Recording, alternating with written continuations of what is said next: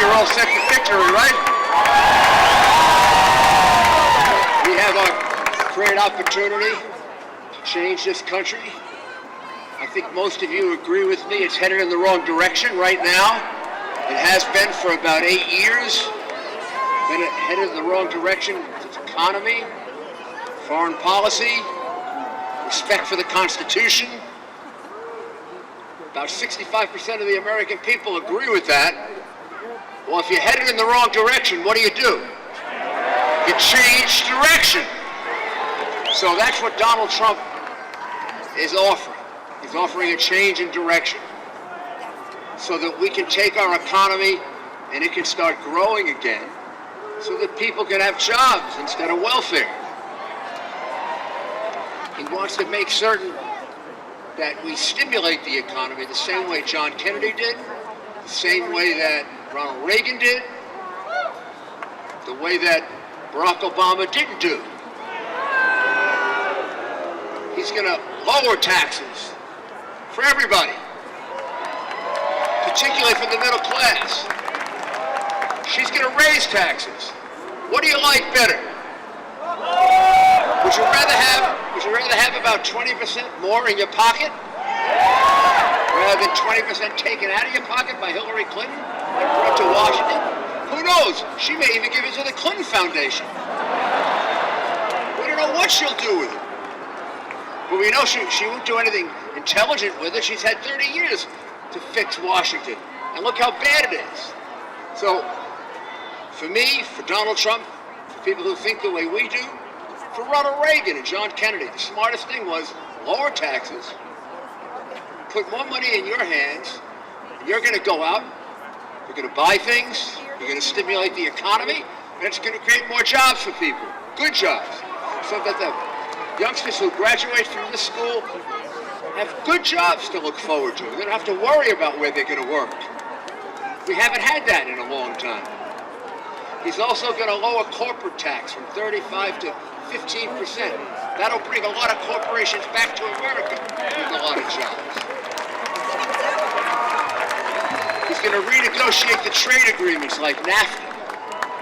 You think this is fair? If you make an automobile in the United States and you send it to Mexico, they put an 18% tax on it. If an automobile is made in Mexico and sent here, there's no tax put on.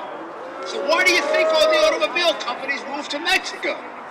Why do you think all the supply companies move to Mexico? Because you can make a lot more money on a car in Mexico than you can in the United States.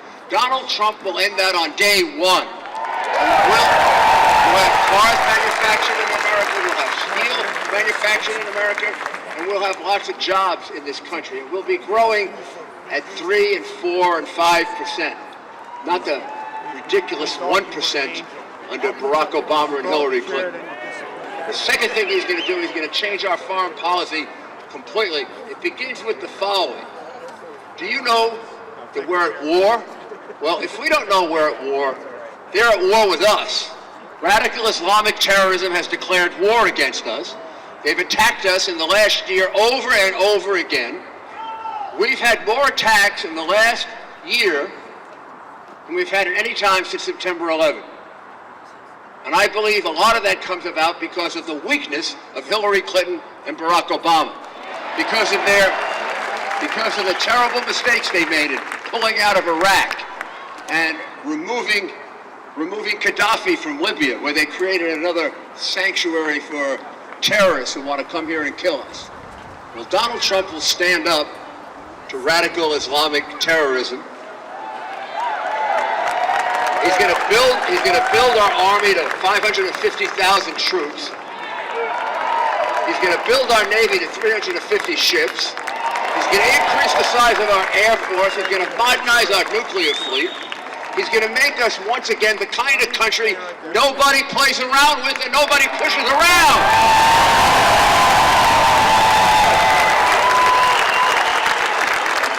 Since Hillary Clinton reset the relationship with Russia and gave up the defense of Poland and the Czech Republic for nothing, Russia's been pushing us all around because Russia figured out we have a patsy.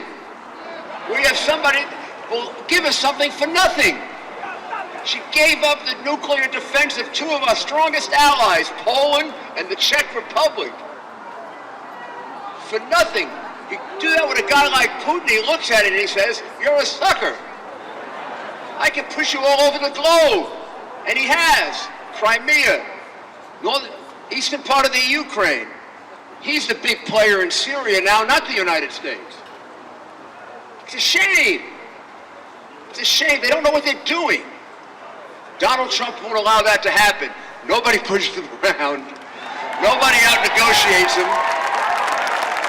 He's got the independents to straighten out Washington. We all know where Hillary Clinton really belongs, don't we? If you destroyed 33,000 emails, where would you be? You'd be in jail, right? If you lied to the FBI 39 times, she lied to the FBI, where would you be? That poor general, he told allegedly one lie to the FBI, and he's going to face 5 years in prison. She's trying to get 4 years in the White House. Maybe, I don't know, maybe the White House will get taken over by the Federal Bureau of Prisons and they'll surround it with something. It is a federal facility after all. But this election comes down to, we have a chance to elect somebody from the outside, not part of the corruption that you know is going on in Washington. The people at the core of that corruption for years have been the Clintons, from way back in Arkansas, Clinton is a rapist! right through selling the Lincoln bedroom and pardoning Mark Rich and pardoning the FLN, which is now coming out, how that was done in order to get her votes to run for the Senate. Pardoning terrorists to get Hillary Clinton votes to run for the Senate. What won't they do? Well, they fixed the debates against Bernie Sanders. She got the questions in advance. You know what happens in this school if you get the questions in advance to the exam. I know what happens at West Point if you get the questions in advance. You get thrown out. Well, CNN got her the questions in advance. No wonder we call it the Clinton News Network. Maybe the corrupt news network. The questions in advance? And that's supposed to be a debate for the American people? What will they stop at? Not only that, they paid thugs to create fights and riots at Trump rallies so they could go on television and say, oh, Trump is a bad influence on people. They were paying people to beat people up in order to create those incidents.